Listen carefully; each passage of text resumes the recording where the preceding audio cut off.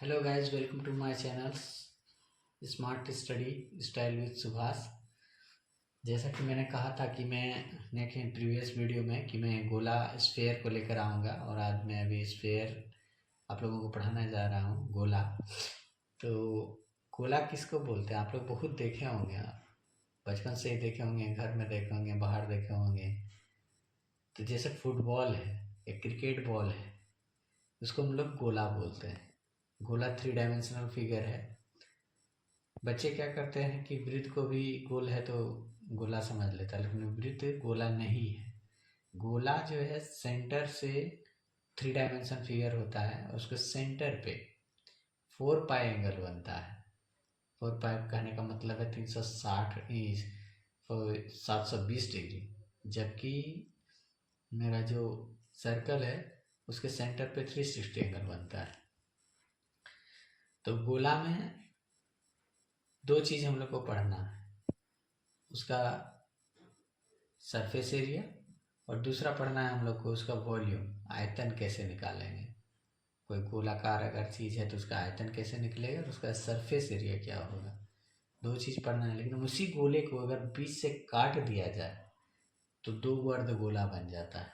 उसको हम लोग अर्ध गोला बोलते हैं। जब किसी गोले को बीचों बीच काट दिया जाए, जैसे हम लोग घर में नींबू मान लीजिए कि अगर पूरा गोल जैसा है, उसको अगर हम लोग बीच में काट देते हैं तो दो अर्ध गोला जैसा हो जाता है, तो उसको हम लोग अर्धगोला बोलते हैं। तो पहले हम लोग गोला पढ़ेंगे, और गोला का फॉर्मूला क्या क्या होता है वो जानेंगे। उसके बाद हम लोग अर्धगोला पढ़ेंगे। और गोला का कंसेप्ट क्लियर करने के लिए अभी मैं बताऊंगा कि उसका फॉर्मूला क्यों होता है, वही चीज़ क्यों होता है, दूसरा चीज़ क्यों नहीं होता है। तो चलिए गोला पढ़ते हैं। पहले हम देखते हैं गोला कैसा होता है। तो देखिए दोस्तों, गोला जो है एक 3 डायमेंशनल फिगर है।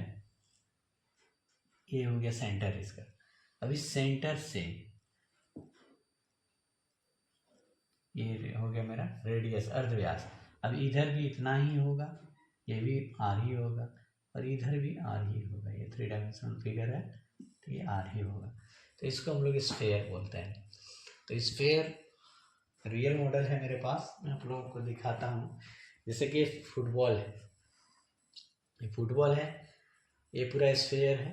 अगर हम इस फुटबॉल को बीचों बीच काट देंगे, यहाँ से मान लीजिए इसे काट देंगे, तो इस टाइप का बन जाएगा। रियल मॉडल है जैसे मेरे पास जो है, मेरे पास गुल्लक, ये जैसे कटोरा है, ये एकदम अर्धगोला साइज का है, एकदम अर्धगोला साइज का। अब गोला और अर्धगोला में क्या है कि गोला का जब हम सरफेस एरिया निकालेंगे, वक्र पृष्ठतल हिंदी में जिसको बोलते हैं क्षेत्रफल, तो हम क्या बोले इसका कि सेंटर पे 4 पाई एंगल बनता है। तो सर्कल का पाई बनता है तो पाई आर स्क्वायर तो होता है, इसका 4 पाई बनता है तो इसका 4 पाई आर स्क्वायर होगा। लॉजिकली 4 पाई आर स्क्वायर हो जाएगा इसका, लॉजिकली है इसका। अब इसको बीच में काट दिए, तो अब इस शेप को आप लोग देखिए, इधर तो इसका जस्ट आधा हो गया, सरफेस का आधा, तो इधर तो 2 पाई आर स्क्वायर होगा। लेकिन जो कटने के बाद एक शेप यहाँ मिला, ये कैसा है? वृत्ताकार है। तो इसका भी तो एरिया होगा इस पार्ट का। तो इधर का तो हो गया, ठीक है, 4 पाई का आधा कर दिया 2 पाई आर स्क्वायर, लेकिन इसका कितना होगा? वृत्त का कितना होता है? Pi R square. तो वक्र पृष्ठ का संपूर्ण अगर पूछे तो 2 pi R square plus pi R square 3 pi R square होगा। और सिर्फ वक्र पृष्ठ पूछे अर्धगोला का तो 2 पाई आर स्क्वायर। इसमें तो संपूर्ण होता ही नहीं, एक ही होता है, संपूर्ण बोलो चाहे वक्र पृष्ठ बोलो। गोला जब पूर्ण गोला है तो उसका 4 पाई आर स्क्वायर होगा। क्यों होता है? क्योंकि सर्कल का जब पाई आर स्क्वायर होता है तो ये 3 डायमेंशनल फिगर है, इसके सेंटर पे 4 पाई एंगल बनता है, इसलिए इसका होता है 4 पाई आर स्क्वायर। अब इसको हम लोग इसका वॉल्यूम के बारे में बताएंगे। वॉल्यूम का फॉर्मूला क्यों होता है 4/3 पाई आर क्यूब। इसलिए होता है क्योंकि हम लोग वॉल्यूम जानते हैं हम लोग की क्षेत्रफल गुना आयतन होता है, क्षेत्रफल गुना ऊंचाई होता है। तो रेडियस इसका जो है ऊंचाई उसका वही होगा, सेंटर से इधर भी आर होगा, इधर से इधर भी आर होगा, इधर भी आर होगा, तो हाइट इसका आर ही होगा। लेकिन 4/3 क्यों होता है ये जानना बहुत ज़रूरी है। तो देखिए ये जो है मैं बता रहा हूँ, वॉल्यूम शायद मेरा थोड़ा कम हो जाए। जैसे कि ये जो फिगर है इसको जब हम लोग ऐसे करके काट काट के निकालेंगे, जैसे तरबूज काट के निकाल के बेचता है दुकानदार, ऐसे करके निकालेंगे तो जितना जितना सारा ये जो प्रिंट किया उस भाग से अगर निकालें तो जितना भी निकलेगा, मानते हैं n नंबर ऑफ निकलेगा, तो वो निकलेगा एक प्रिज्म जैसा। तो प्रिज्म का जो आयतन होता है वो होता है 1/3, चूंकि 3 डायमेंशनल है तो 1/3 एरिया इंटू हाइट। तो एरिया मान लेते हैं इसका ये 1 है, इसका ये 2 है, सबका अलग अलग है मान लेते हैं। लेकिन जब सबको जोड़ेंगे तो क्या होगा, 4πr² होगा। और हाइट इसका क्या है, r, तो 4r² इंटू आर, 4πr³ हो गया। लेकिन एक एक का कितना, 1/3, सब में 1/3 है तो 1/3 कॉमन ले लीजिए आप, तो क्या हो जाएगा 4/3πr³। अब मैं लिख के समझाऊंगा अगर कॉन्सेप्ट क्लियर नहीं हुआ तो। पहला चीज,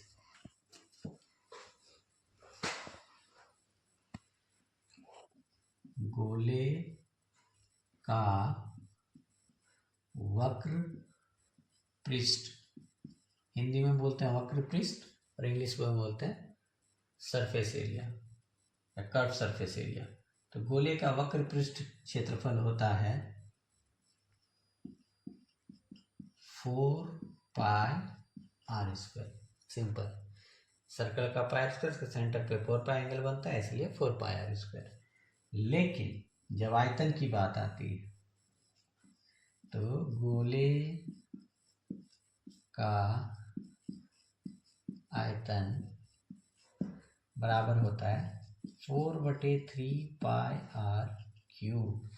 अब जैसे मैंने बोला था कि अगर इसको काट काट के निकालें, फुटबॉल अगर हम निकाल के जैसे अभी दिखाएं आपको, तो ऐसी टाइप करके निकलते जाएगा, ऐसे अनगिनत निकलते जाएगा, शेप का ऐसे शेप का निकलते जाएगा। जैसे इसको अगर काट के निकाल लें, ऐसे काट के निकालें, ऐसे काट के निकालें, ये सबका जो हाइट होगा आर ही रहेगा क्योंकि रेडियस आर है।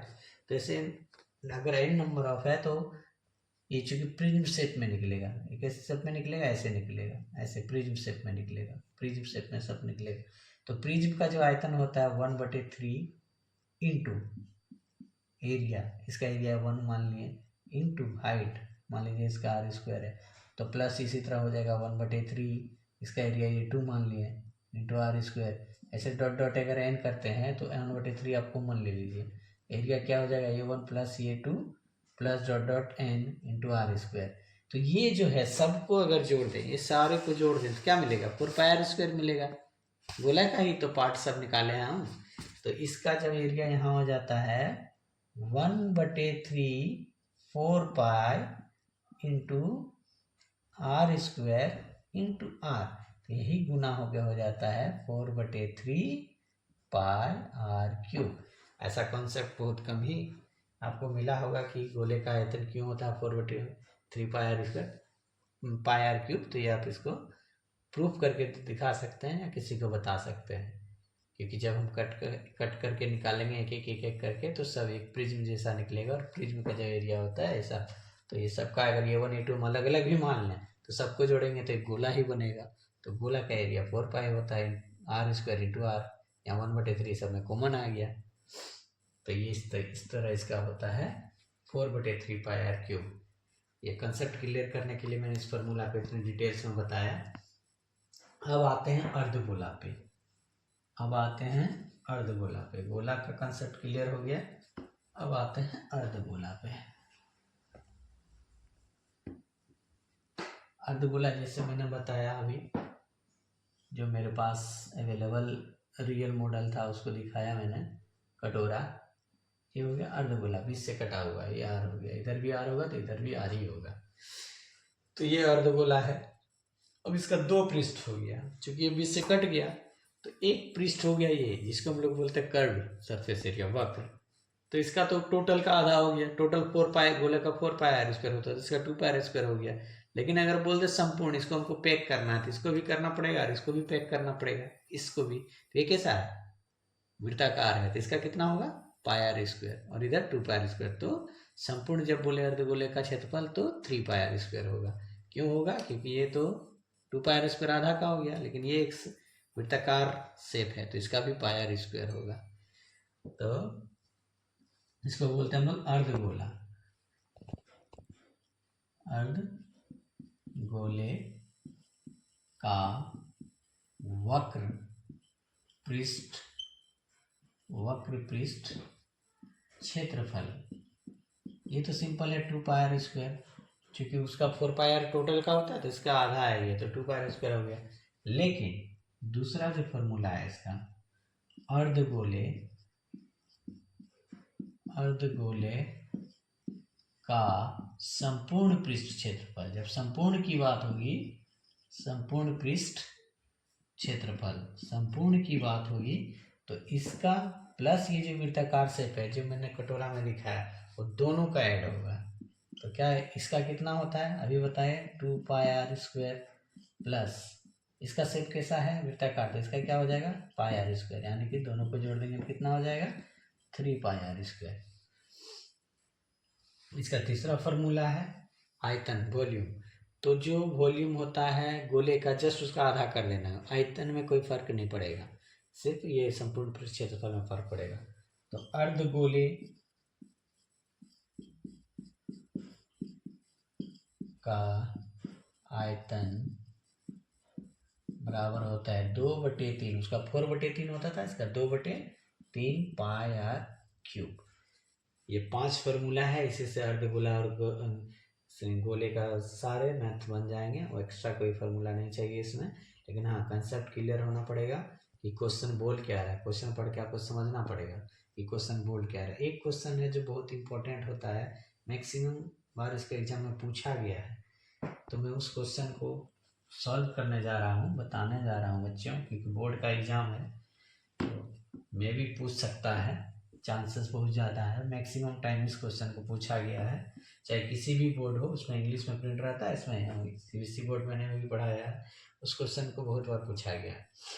क्वेश्चन क्या रहेगा, पहले क्वेश्चन हम समझा देते हैं। जैसे घर में आप लोग देखते होंगे, मम्मी या बहन या कोई आटा गूंथ रहा है, आटा गूंथ के एक बड़ा गोला बनाता है, उस गोले से कट कट के छोटा छोटा करके रोटी बनाया जाता है उसी गोले से।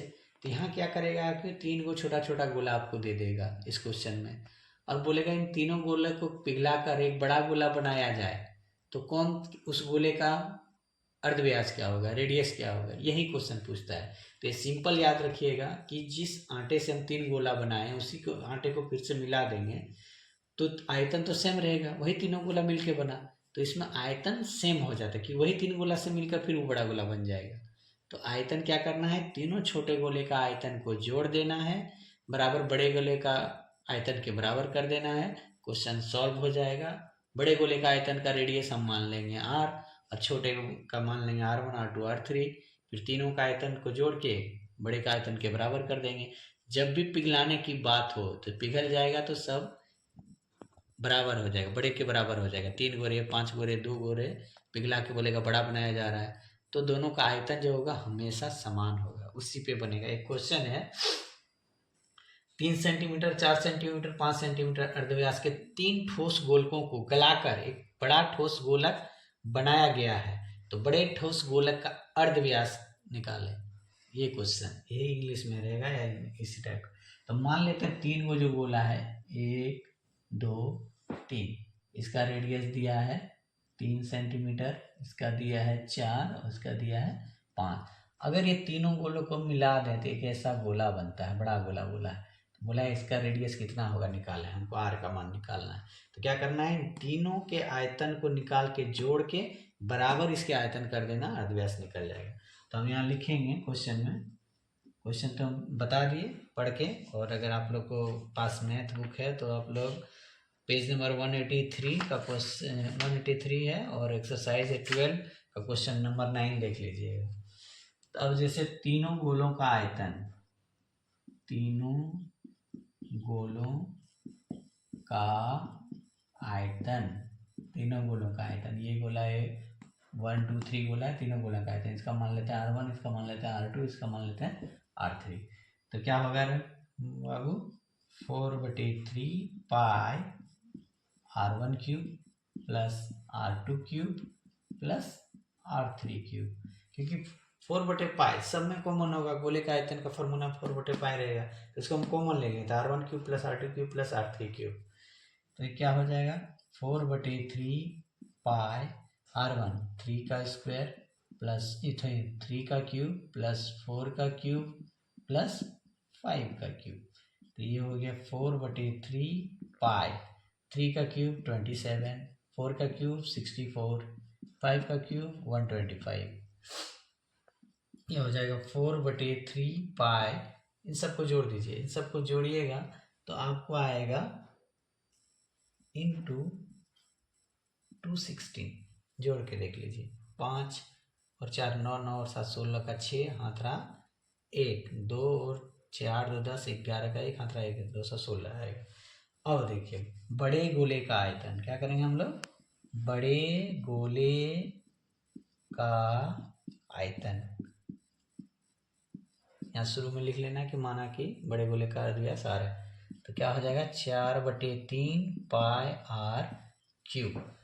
अब अकॉर्डिंग टू क्वेश्चन, प्रश्न से ये क्या होगा 4/3 पाई r क्यूब बराबर 4/3 पाई इंटू 216 216, तो 4/3 पाई 4/3 पाई दोनों साइड क्या हो गया, कट गया, तो r बराबर हो गया क्यूबिक रूट 216, इसका क्यूबिक रूट निकलेगा 6, यानी कि बड़े गोले का अर्धव्यास कितना हो जाएगा 6 सेंटीमीटर। ये क्वेश्चन बहुत इंपॉर्टेंट है, वेरी वेरी इंपॉर्टेंट है, इसको आप लोग देख लीजिएगा। एक्सरसाइज 12 का क्वेश्चन नंबर 9। और अगर इस चैप्टर से इतना बताने के बाद अगर आप लोगों को कंसेप्ट में या कहीं भी लगता है कि कोई प्रॉब्लम है तो आप मुझे मैसेज करें, कमेंट करें और क्वेश्चन नंबर भी बताएं, मैं उसका सोल्यूशन जरूर करूँगा। Thank you. अगर आप चैनल पे नए हैं और नए आए हैं और देख रहे हैं तो प्लीज़ सब्सक्राइब कीजिए, लाइक कीजिए और कमेंट कीजिए। जो भी पूछना हो कमेंट में आप पूछ सकते हैं। लाइक ज़रूर से ज़रूर करें। मैं रोज़ वीडियो अपलोड करता हूँ, हर एक रोज़ किसी न किसी टॉपिक पे बना के अपलोड कर रहा हूँ। जैसे जैसे मुझे कमेंट आते जाएगा मैं उसका सोल्यूशन करते जाऊँगा। Thank you.